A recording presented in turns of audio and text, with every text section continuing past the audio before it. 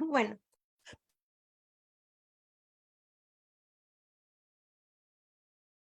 El Enlace Latinoamericano Europeo y sus integrantes agradecemos mucho por participar de nuevo en este encuentro.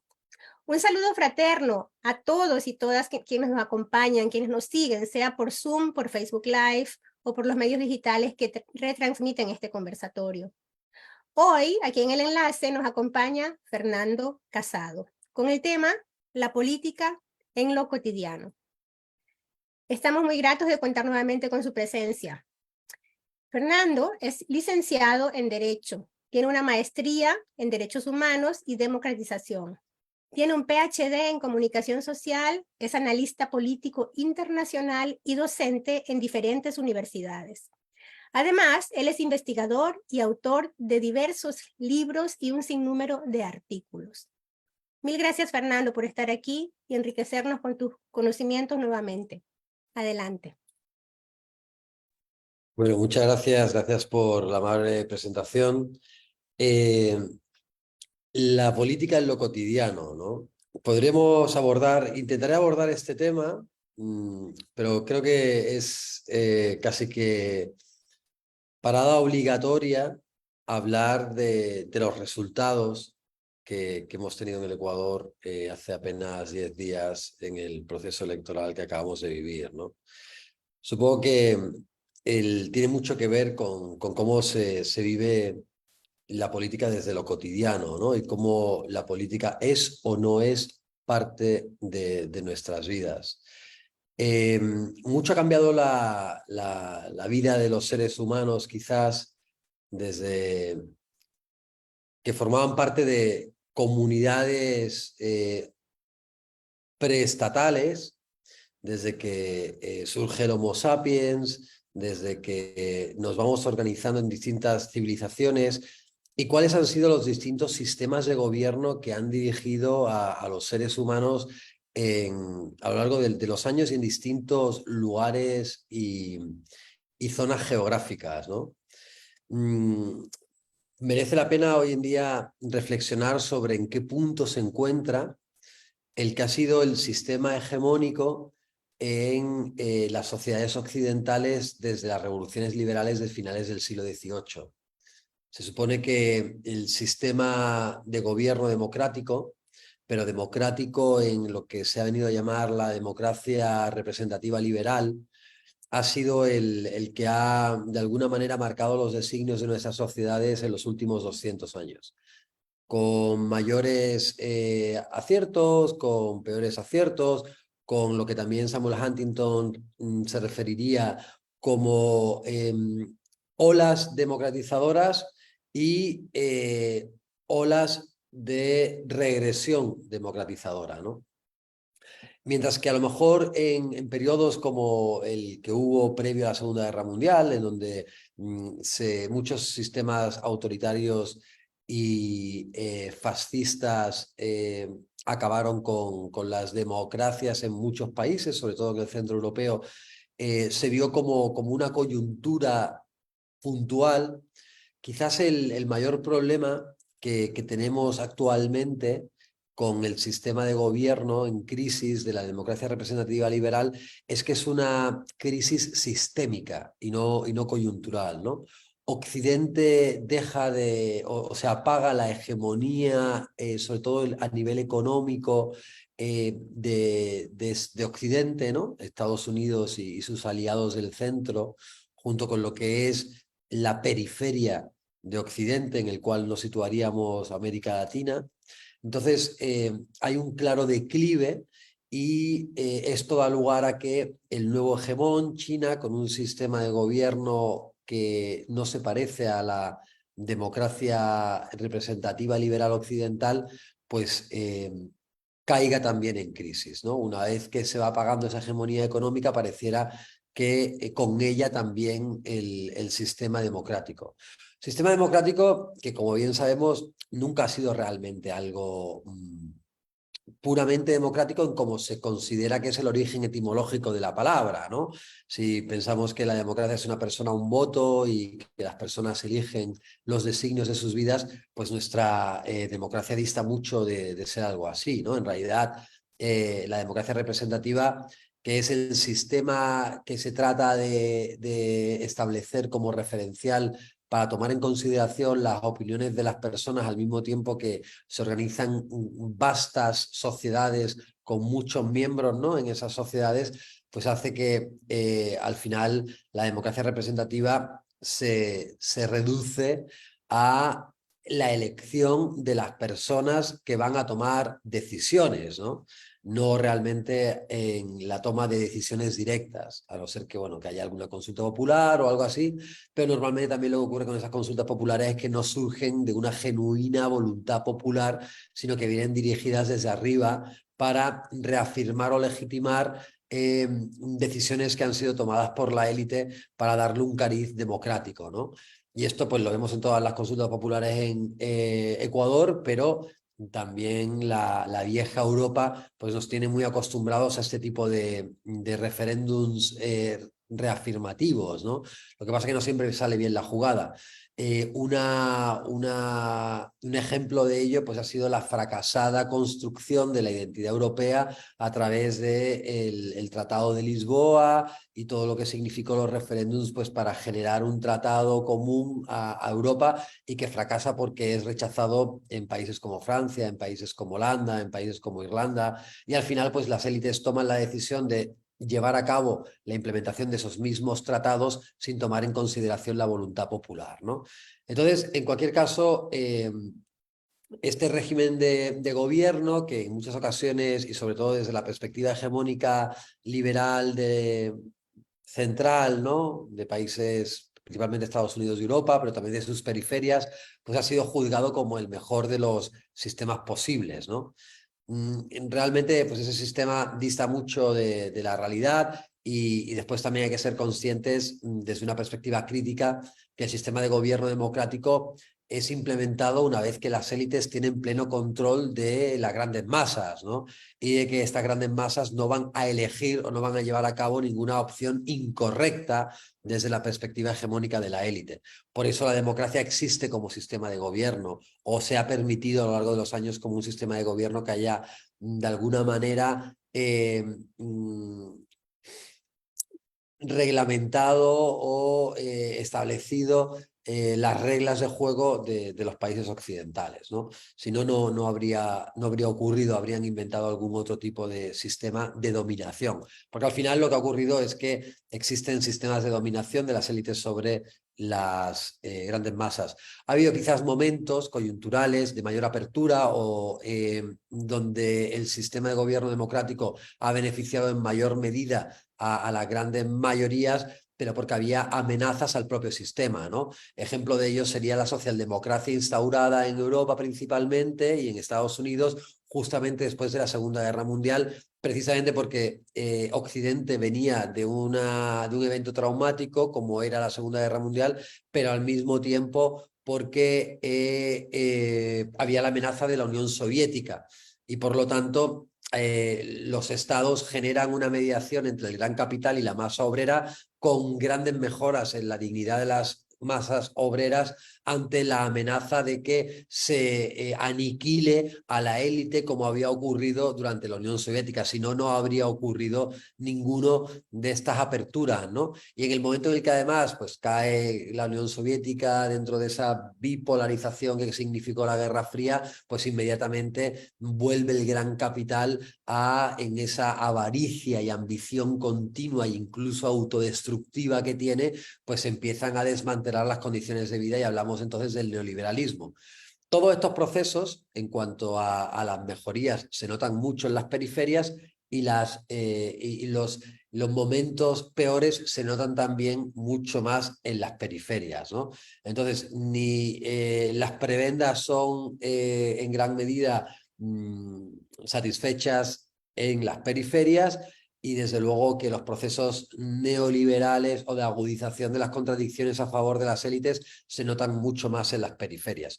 Por eso los niveles de desarrollo en países como Ecuador pues dejan mucho que desear con por ejemplo, los países occidentales, especialmente los europeos, ¿no? Quizás es donde la calidad de vida más se ha desarrollado, o los países nórdicos, que dentro del modelo de la socialdemocracia, el modelo nórdico de socialdemocracia mayoría de la población con mayor posibilidad, mayores oportunidades, menores desigualdades, cuando son esas desigualdades medidas con sistemas como el índice Gini, menores niveles de pobreza y de pobreza extrema, ¿no? Inexistencia de desnutrición crónica infantil, etcétera, etcétera. Mientras que en países como, por ejemplo, nuestro Ecuador, tenemos con que hay todavía, pues eso, 7 millones de pobres, después de que a lo mejor hubo momentos de, como fue la década ganada, de una gran expansión y modernización del Estado con políticas públicas que beneficiaron a muchos ciudadanos, sacando 2 millones de personas de la pobreza, habiéndose también reducido en gran medida la brecha entre ricos y pobres, pero aún así las cifras pues son objetivamente hablando para que se llevara a cabo una revolución sanguinaria, entre comillas, dadas las condiciones de vida de grandes, amplias capas de la población, ¿no?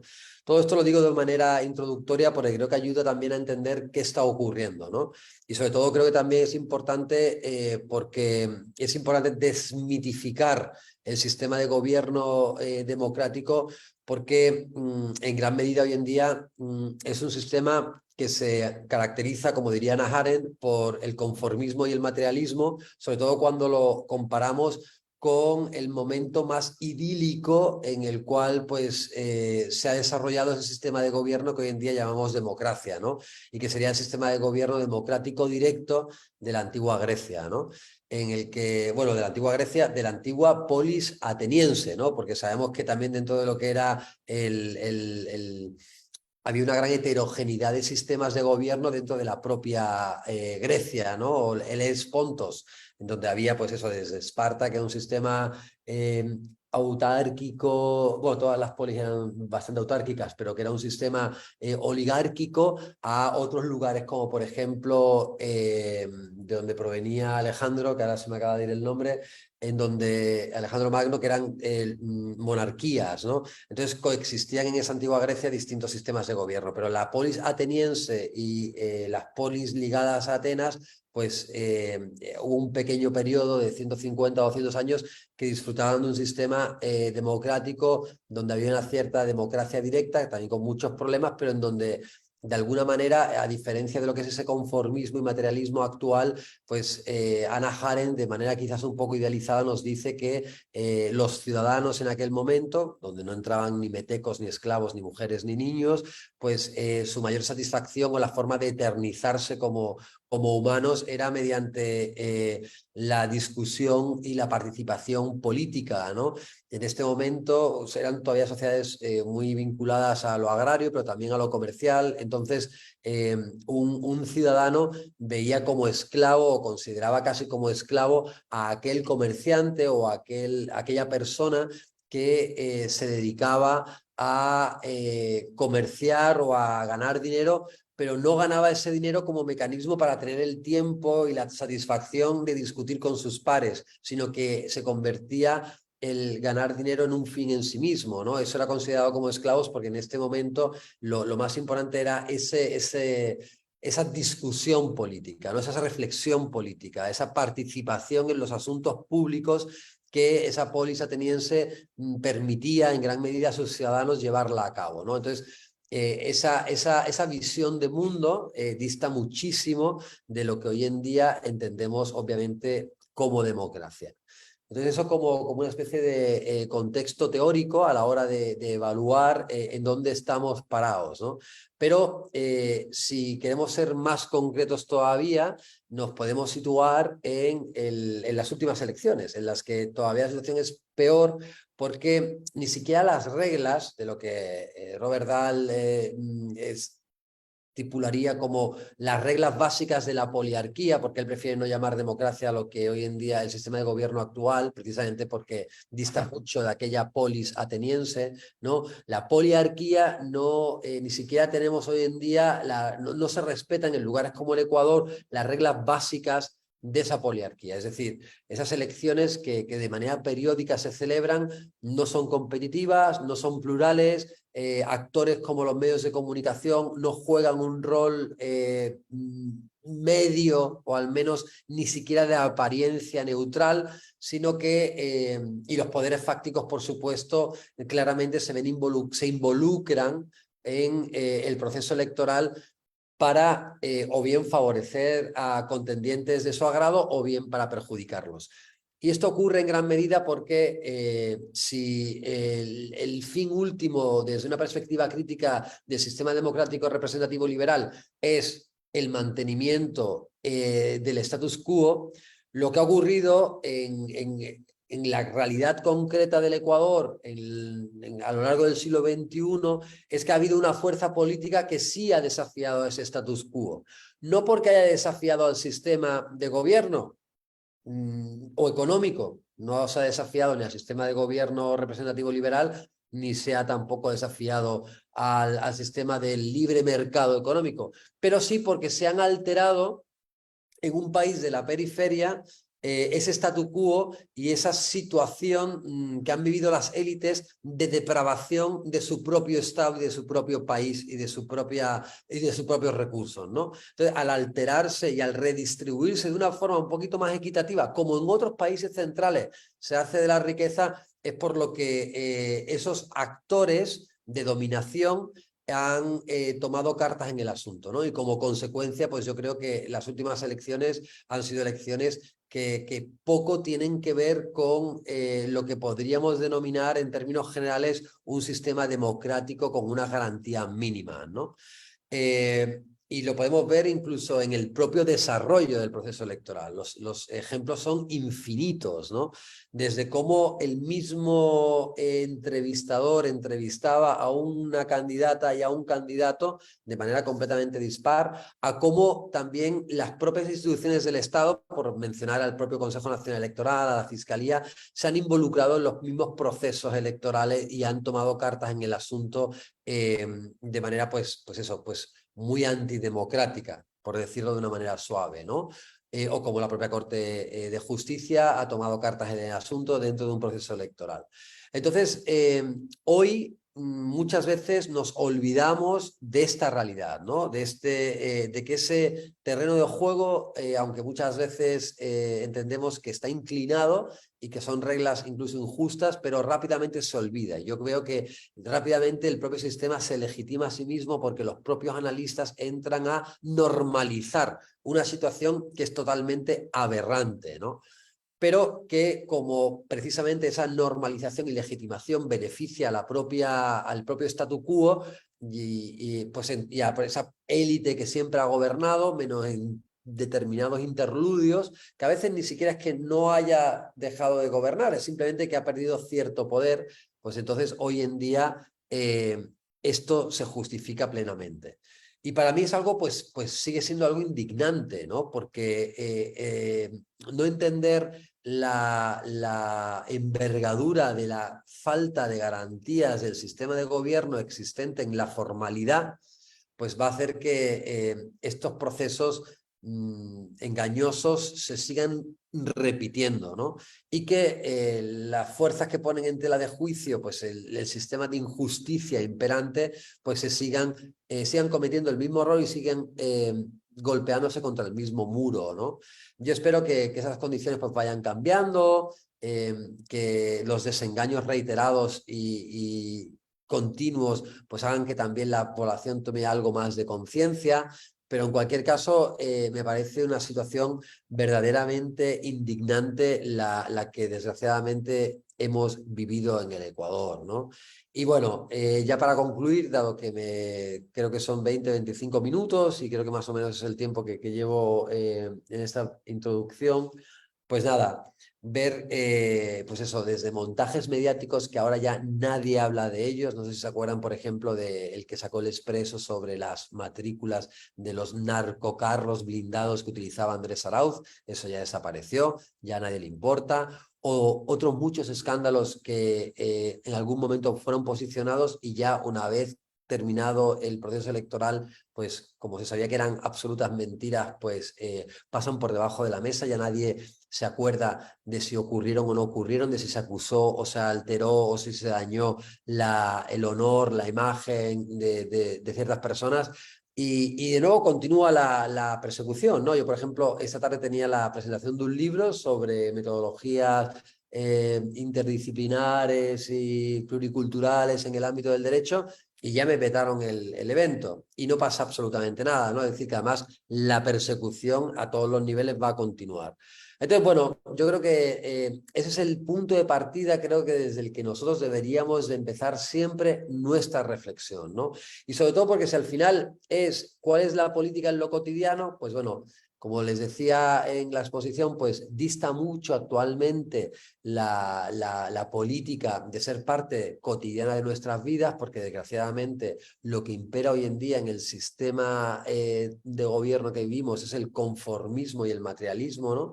Como les contaba, los parámetros por los cuales se mide el éxito hoy en día en esa antigua polis ateniense habrían sido totalmente descartados, ¿no? Y algo probablemente desde el punto de vista cultural del momento, pues algo aberrante, ¿no? Pensar que ese enriquecimiento material o de la obtención de ciertas prendas materiales separadas totalmente de una praxis política o de una reflexión política, pues habrían sido consideradas como de una sociedad muy atrasada, ¿no? Pero hoy en día pues son los valores que imperan. No nos interesa la participación política o no nos interesa, cada vez nos encerramos más también en, porque la praxis política además es un acto colectivo, ¿no? Cuando hay una discusión, pues es un acto colectivo, social.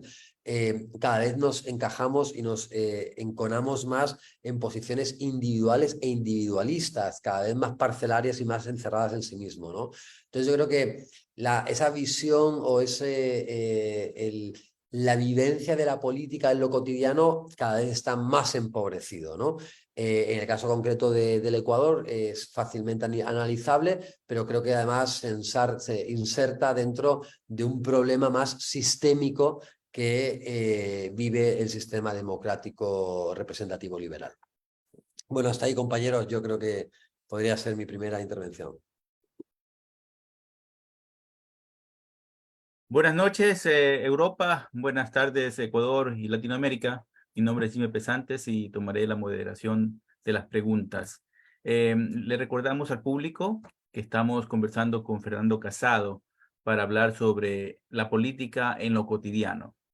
Y hablando de lo cotidiano, que parece que la política real, la política buena, no se está aplicando prácticamente, o sea, pierde lo cotidiano. ¿Qué es lo que lo está reemplazando? ¿Qué está reemplazando a la política en este momento? ¿Qué sucede?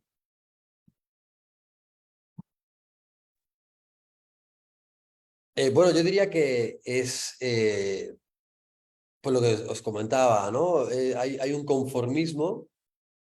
Ese conformismo además se pudo ver claramente en cómo fuimos manipulados como sociedad durante la pandemia, ¿no? Eh, y hay un gran materialismo y un gran individualismo y una gran indolencia por la vida ajena, ¿no? O sea, no nos importa que 7 millones de habitantes vivan en situación de pobreza en el Ecuador. No nos importa que no se le pague por parte de un empresario a cada uno de los ecuatorianos la seguridad social, que no se respeten los salarios mínimos, que no haya, si yo me puedo curar, pues me da igual que estén desabastecidos los hospitales, que la educación pública sea muy pobre. Entonces es un poco una sociedad del sálvese quien pueda, ¿no? Centrado en el bienestar material particular e individual, incluso cuando hablamos ya de cómo nos lavamos nosotros mismos las conciencias. Bueno, como yo contribuyo en tal cosa o como yo doy dinero en tal lugar, o sea, la caridad ha sustituido la acción política como un mecanismo para lavar nuestra conciencia frente a la indolencia que en términos generales existe a nivel social, ¿no? Y por supuesto una pauperización de lo político. Al final lo político se reduce al marketing político, ¿no? Lo hemos podido ver claramente en estas elecciones. Da igual que exista toda una racionalidad detrás de una posición política determinada, ¿no?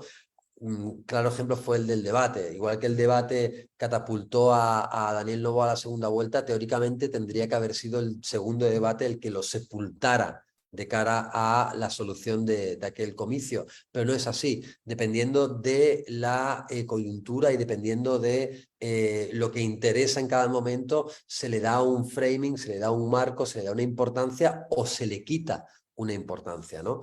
Yo creo que desgraciadamente cada vez nos encontramos en sociedades, pues eso, conformistas, materialistas e individualistas, y que eso pues tiene un reflejo en muchos aspectos de nuestro comportamiento como individuos y como individuos dentro de sociedades. ¿Y a qué se deben eso, digamos, que estemos en esta situación? ¿Cuáles son los factores fundamentales que hacen que exista el status quo que tenemos actualmente? O sea, ese statu quo siempre ha existido, ¿no? Es decir, el interés de la élite por dominar a las grandes mayorías siempre ha existido.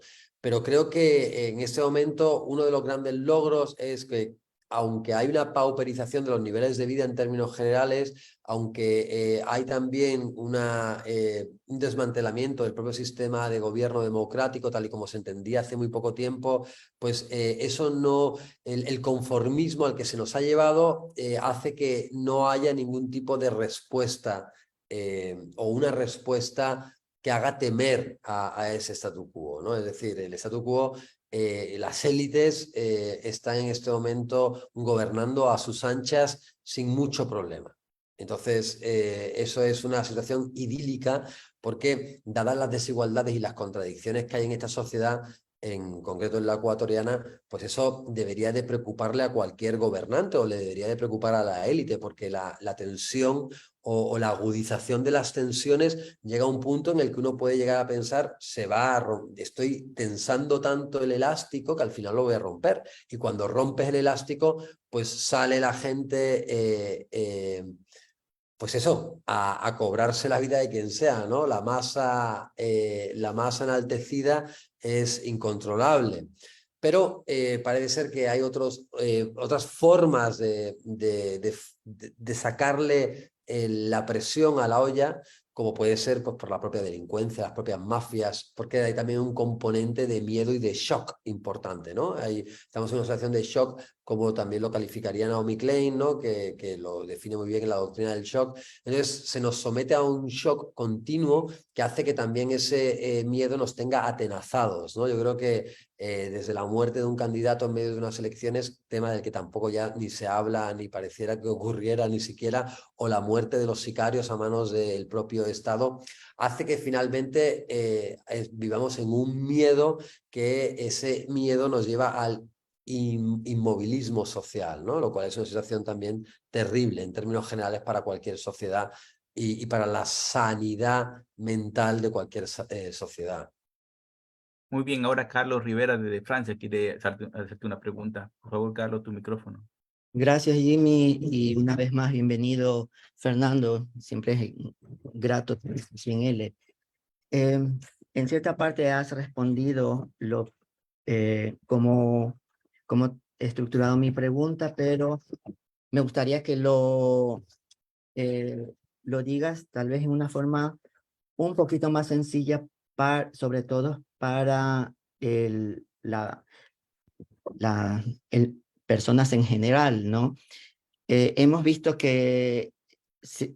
cómo se ha transformado el Estado ecuatoriano en lo que ya lo dijiste, ¿no? O sea, fatal, todo caótico y, bueno, un desastre en estos dos últimos gobiernos, ¿no? de Moreno y de Lasso. Pero lo que realmente me preocupa es la estructura o la conformación misma de la familia en sí, ¿no? Que ha sido presa del neoliberalismo, empezando por lo que también lo dijiste, ¿no? Hace un momento, el individualismo, y sembrar también lo que se ha venido, ¿no? Haciendo, el odio.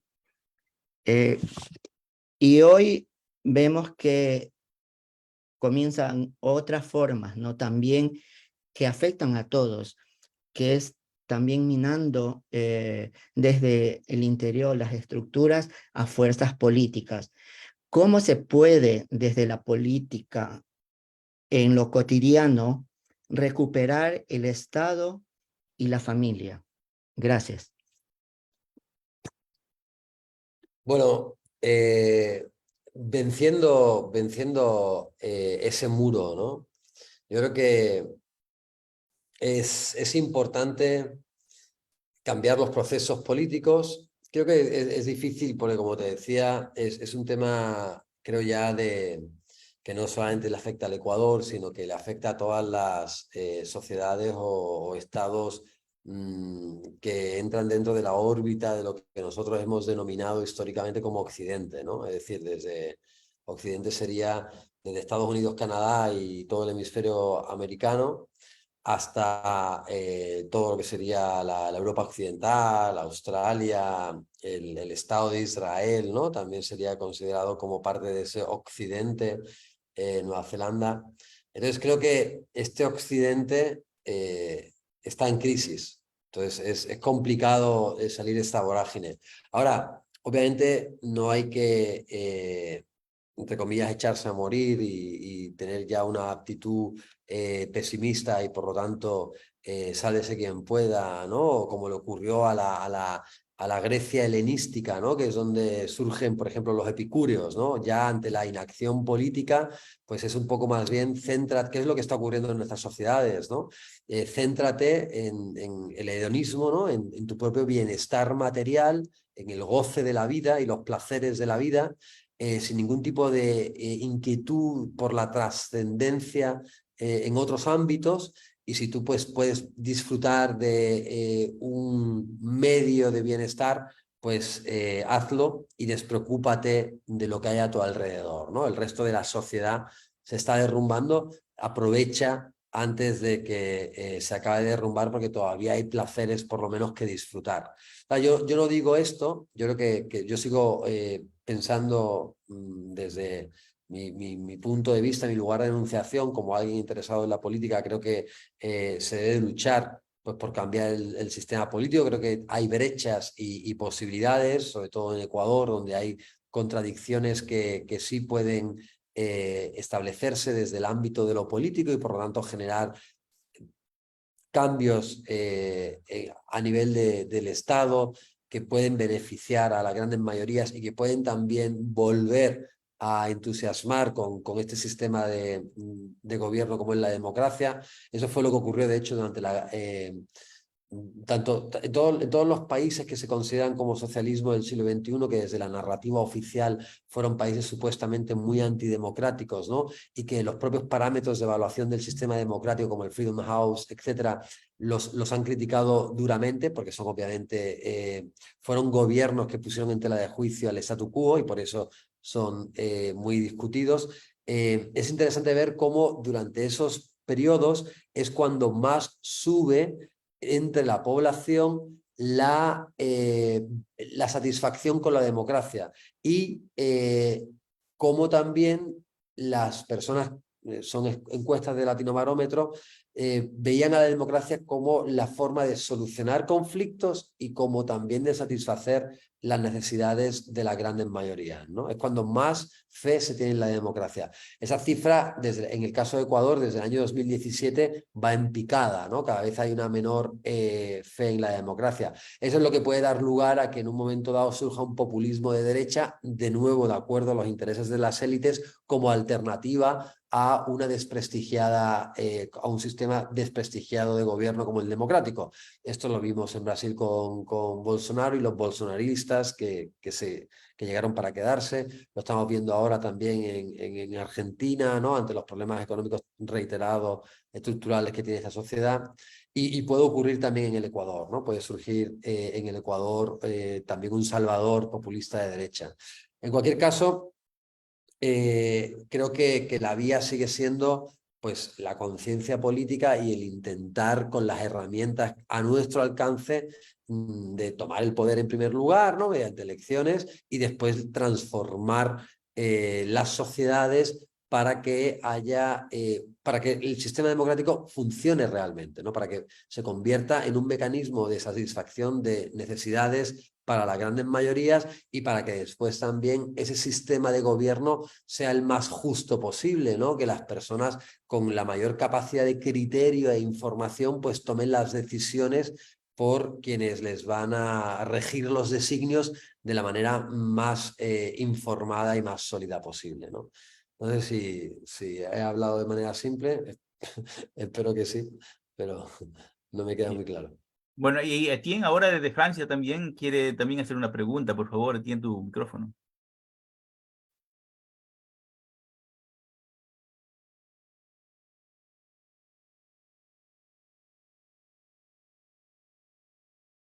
Tu micrófono, Etienne.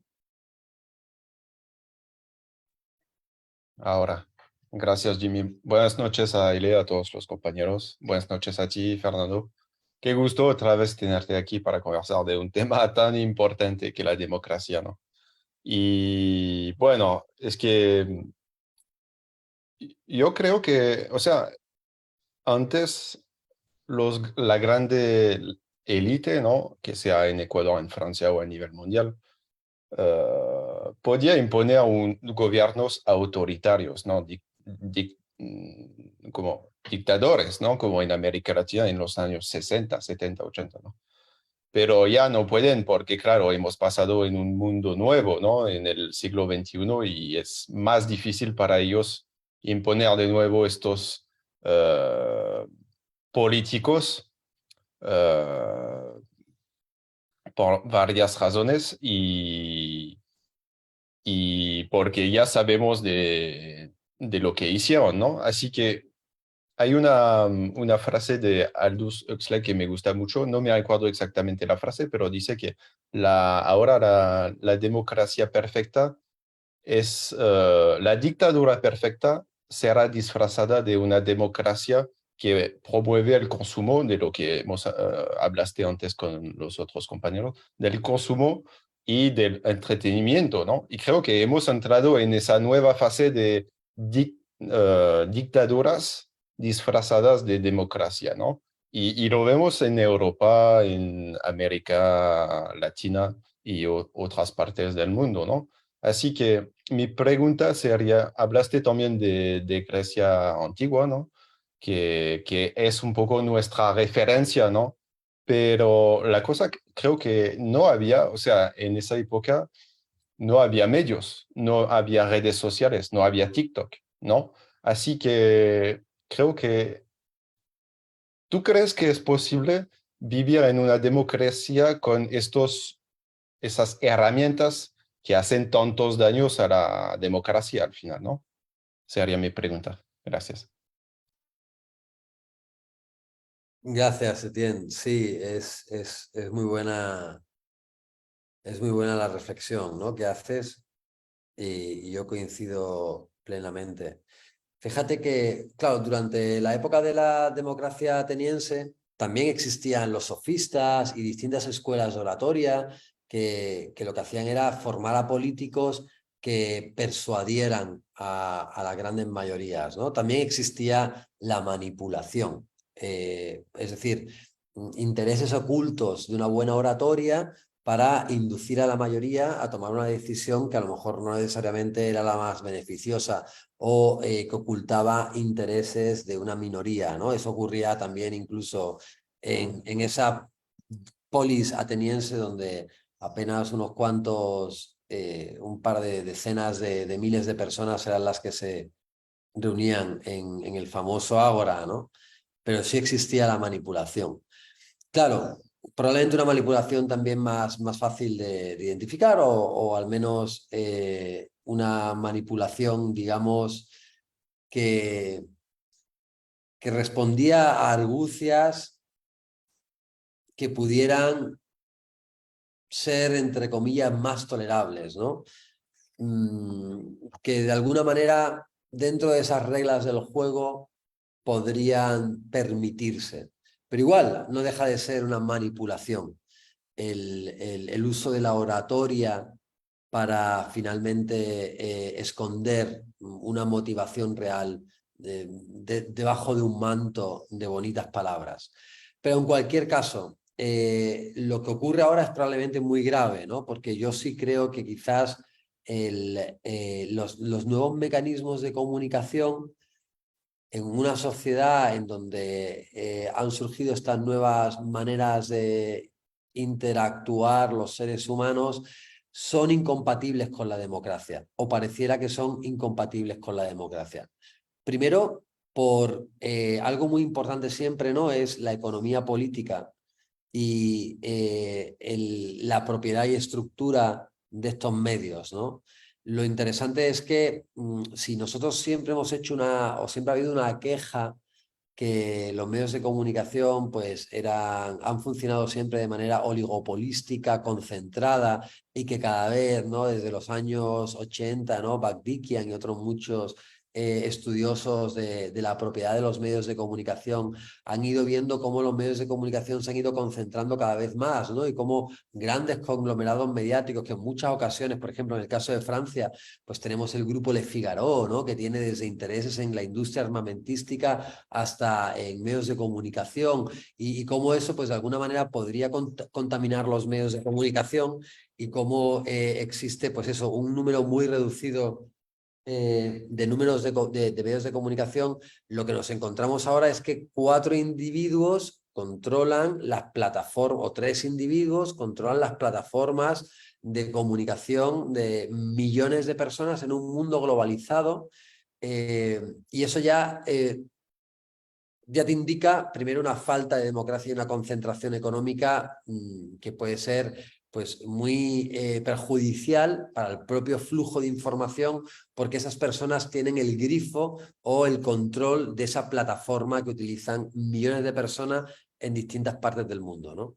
Entonces, eso es lo primero. Pero es que después también, cuando ves cómo funcionan y cómo es banalizado el flujo de la información, la situación es aún peor, porque normalmente lo que ocurre es que estas plataformas impiden el flujo de información de manera democrática. ¿A qué me refiero?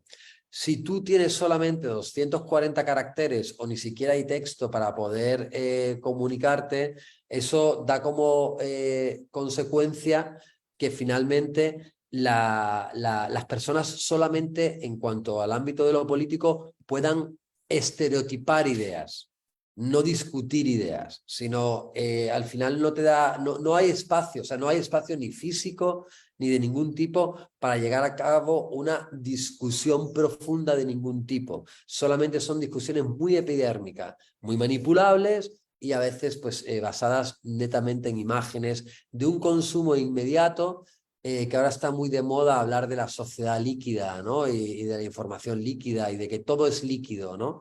Está muy de moda esa palabra ahora para precisamente señalar esa sociedad de la posverdad, esa sociedad de una manipulación de la información, pero sobre todo yo creo que el gran problema es que no hay espacio, ¿no? Esas estructuras no permiten el espacio a la discusión, solamente a la reafirmación de estereotipos.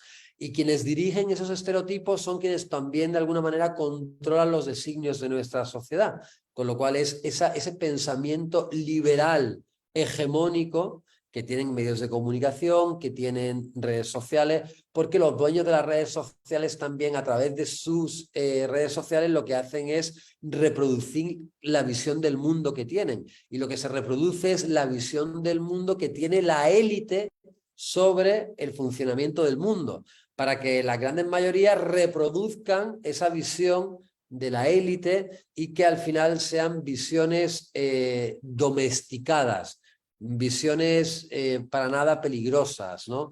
Para la discusión.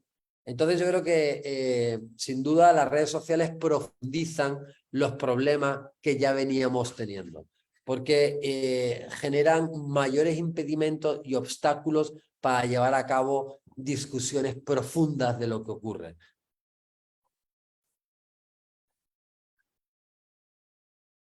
Muy bien, desde Colonia, Elizabeth Sáenz, por favor, tu micrófono. Gracias, Jimmy. Muchas gracias, Fernando, otra vez por estar aquí con nosotros. Me pareció a mí interesante lo que tú dijiste, que Latinoamérica pues la veríamos como una periferia de Occidente, ¿no? O sea, no solamente nuestra región, sino también otras, pero Latinoamérica. Ahora constatamos aquí en Europa ese vuelco hacia la derecha, ¿no? No solo que en España, ¿no? Aquí en Alemania mismo, ¿no? Con la AfD que está ganando terreno. Vemos en Hungría un Orbán, en Italia una Meloni, Entonces yo me pregunto si ese es el mal augurio que tenemos nosotros como periferia, ¿no? Dado que en Europa pues ese es el desarrollo que se está dando. Entonces eso como que nos salpica a nosotros también y por eso tenemos esos gobiernos que nos salen, a pesar de que son de derecha, ¿no? Populistas de derecha y que no favorecen a las grandes mayorías, ¿sí? Eso por un lado. Y por otro lado, yo constato, digamos, en los últimos 15 años que en Ecuador sí que ha habido una polarización, se ha desarrollado una polarización política, ¿no? En el sentido de que incluso en los estudiantes, los jóvenes, muchas personas que decían no querer tener nada que ver con la política, pues también se pronuncian. Sea del un lado o del otro, yo considero que eso es participación de una u otra manera. Yo considero que de ahí se desarrolla una forma de participación en la sociedad, ¿sí? Si bien todavía no favorece a las grandes mayorías, pero yo creo que es una especie de desarrollo de esa periferia, como tú la llamaste. Eso es. Sí, perdona que estoy haciendo un poco de aspavientos, pero es que tengo aquí a mi hija que me tengo que llevar ahora a clases. Estaba trasteando, cogiendo unas chucherías. No te A ver, preocupes. Perfecto. entonces, pero sí, no, pero contesto la pregunta o la reflexión. Sí, yo sí considero que somos periferia de Occidente, desde la llegada de los europeos ha sido así, ¿no? Una transculturización continua, ¿no? Hablamos español, profesamos las mismas religiones católicas, etcétera, que nos han traído, nos vestimos como los europeos, etcétera. Ha habido un mestizaje acá, pero no somos europeos y no somos considerados ni europeos ni nuestras referencias pues son también la judeocristiana, la democracia representativa o la democracia directa de los griegos. No tomamos como referencia el Ayllu, la cosmovisión andina, lo que fueron las formas de organización de las civilizaciones o de los distintos tipos de organización que hubo aquí antes de la llegada de los europeos, sino que somos parte de esa cultura previa a la llegada de los europeos, fue de alguna forma casi aniquilada, ¿no? En gran medida. Entonces, bueno, lo digo desde esa, y además todavía hoy en día se ejerce una forma colonial de mirarnos y de que se nos mire y de la manera en que orientamos todas nuestras acciones, ¿no? Es crudo, pero es un poco así, ¿no? La idea es también combatir esa transculturización eurocéntrica colonial, ¿no? Es un poco también la idea de ir zafándonos de ese tipo de lastres y de yugos, porque siguen siendo yugos que sufrimos de manera cotidiana también en América Latina. Pero en cualquier caso seguimos siendo periferia de Occidente. Y efectivamente, de Occidente surge todo, ¿no? O de los centros de Occidente surgen los males que después sufrimos con mayor intensidad en América Latina, ¿no? O sea, un Trump en Estados Unidos, que es claramente un desafío a la propia democracia occidental y que es un primer ensayo que probablemente se vaya a convertir en norma muy pronto, ¿no? Los Trumps, pues hace que también se consoliden y hayan llegado para no irse esos movimientos de derecha o de ultraderecha que se suponían superados, ¿no? Xenófobos, neoliberales, etcétera. Como por ejemplo en Alemania son la tercera fuerza, en España son también la tercera fuerza, en países nórdicos también vemos que tienen una grandísima fuerza, el FRP de Noruega, Dinamarca, etcétera. Entonces, creo que al final hay pues, un desgaste de la democracia representativa liberal en Occidente en términos generales, que lo veíamos, o sea, la salud de esa democracia representativa liberal la veíamos en la alternancia en el poder entre el partido de centro izquierda y el partido de centro derecha, que ahora esos bipartidismos se han ido resquebrajando, pero no se han resquebrajado para que haya una mayor, dependiendo también de los países, ¿no? Hay que mirar, hay países que tienen interesantes oportunidades, ¿no? Como Francia podría tener en un futuro próximo una interesante oportunidad. en contraposición con lo que está siendo esa expansión pandémica casi de los movimientos de ultraderecha. Irlanda también tiene con el Sinn Féin una interesante oportunidad, donde todavía ni siquiera han surgido partidos de ultraderecha, que también se mantiene literalmente como una isla, ¿no? Entonces, bueno, cada país requiere de un análisis, pero en términos generales pareciera que la ruptura del bipartidismo es producto de una crisis que no logra satisfacer las necesidades de las grandes mayorías en un proceso de cada vez una mayor pérdida del poder adquisitivo en términos generales de la población occidental y de cada vez una mayor desigualdad social, ¿no? Y como producto de esa situación cada vez peor económica, estructural, pues surgen también los problemas a nivel político. Entonces, y eso después tiene unos coletazos brutales en América Latina, ¿no? Porque si esos movimientos de derecha pues pudieran tener un cierto recato en Europa muchas veces, ¿no? Conforme van adquiriendo un mayor poder, pues van adaptándose también al sistema, ¿no? Para lograr obtener el poder en el sistema. Pues en América Latina creo que como periferia los coletazos son mucho más brutales, ¿no? Aquí ese recato no existe, es sin filtro. Y a veces pues cuando estos monstruos obtienen el poder, las consecuencias son absolutamente desastrosas, ¿no? En una situación de desigualdad que ya de por sí, si lo analizamos desde la perspectiva del centro occidental, pues es algo desastroso, ¿no? Porque los niveles de desigualdad y pobreza que aquí se sufren en América Latina serían impensables todavía hoy en día en las sociedades europeas, ¿no? Aunque allí se han agudizado las desigualdades y también se ha incrementado de manera exponencial la pobreza, pero siguen siendo cifras todavía sin ningún tipo de comparación. Me voy a tener que ir, perdón, me voy a tener que ir porque a las 3 tengo que entregar a la enana y Entendemos. está por aquí dando vueltas y fastidiando y no me va a dar tiempo a llevarla a su clase. Perfecto, muchísimas gracias, Fernando. Te agradecemos mucho el haber estado con nosotros aquí en L. También agradecemos, por supuesto, a todas las personas que estuvieron aquí en la plataforma Zoom, en Facebook Live y a todas las redes que nos acompañan. Asimismo, agradecemos al equipo de trabajo de L que está haciendo este encuentro posible. L, el Enlace Latinoamericano Europeo, es un equipo de trabajo de ecuatorianos y latinoamericanos, migrantes en Europa, que buscan un espacio para integrarse mejor a Europa. Nuestros objetivos son desconstruir de manera participativa ese espacio de integración cultural y político. Les invitamos a todas y todos a seguirnos en las redes sociales del Enlace Latinoamericano Europeo, para que puedan unirse a todas nuestras actividades. Así que no se olviden de compartir este conversatorio y nos estamos viendo la próxima vez. Muchísimas gracias. Adiós.